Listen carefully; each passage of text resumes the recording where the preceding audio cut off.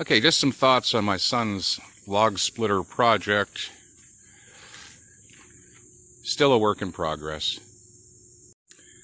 So the log splitter has been run through all the wood that we had on hand. It did pretty well. And there were knots in this wood, and it was able to go through them.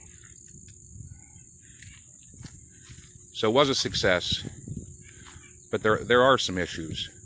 My son got the base out of the junkyard. He paid $180, and he got the frame, the cylinder, and a pump.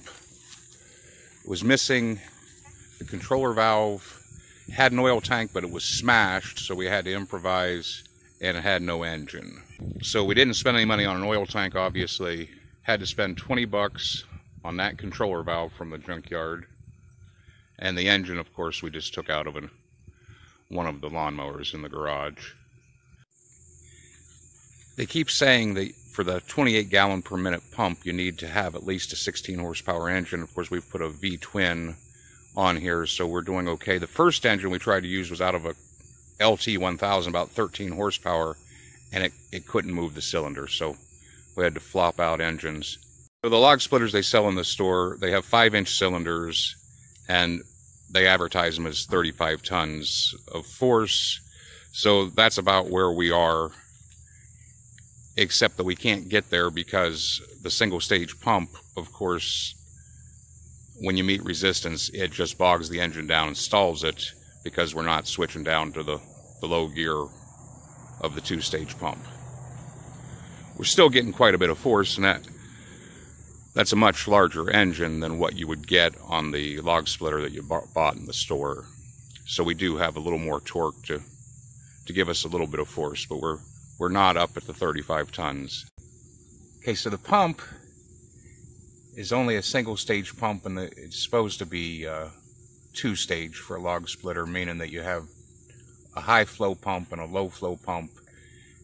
And when you encounter resistance, then the high flow pump cuts out and you're only pumping a much smaller amount of oil. It's like going from the highway gear down to granny gear. We put it on the trailer, took it down to Tractor Supply because we're missing a lot of lines, and that really killed us. We ended up spending 120 bucks on new lines and the fittings to get everything hooked together. It went pretty well though, and we don't seem to have any leaks right at the moment when we were running it.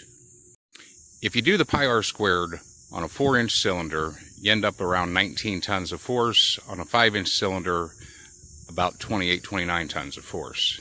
We're not getting there right now to the 3,000 psi because our engine will bog down before. I'm guessing at about 1,500 psi is probably all the more we can get in the system. But since we're so hillbilly rigged, I think that's a good thing. You're supposed to have some sort of a safety cutout, oil bypass valve if the pressure gets too high. We don't have one of those. So I think it's really good that we can't get our pressure all that high without stalling our engine anyways. So if we're getting to 1,500 psi, that would still give us about 17, 18 tons of force, and maybe not quite that much. But anyways, it would be in the ballpark of what a log splitter should exert. So it still works, but it could work a lot better. I think we probably would have been better off just putting an ad on Facebook or Craigslist or whatever and finding a dead log splitter for 50 bucks or free to rehabilitate, because this thing's going to end up nickel and diming us for some money. We still need to go out to the junkyard, get an oil tank. We need an oil filter in it we don't have right now. And an appropriate pump, 28 gallons per minute, seems to be about 260 bucks at the lowest. Put it all together, I think we're going to be up over $700 in it.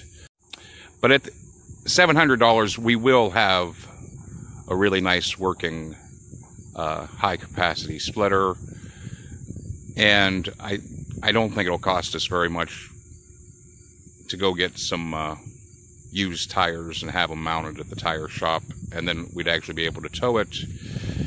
It's got a pintle hook on it right now, But the dump truck does have a pintle hitch, so we wouldn't even really have to switch that out.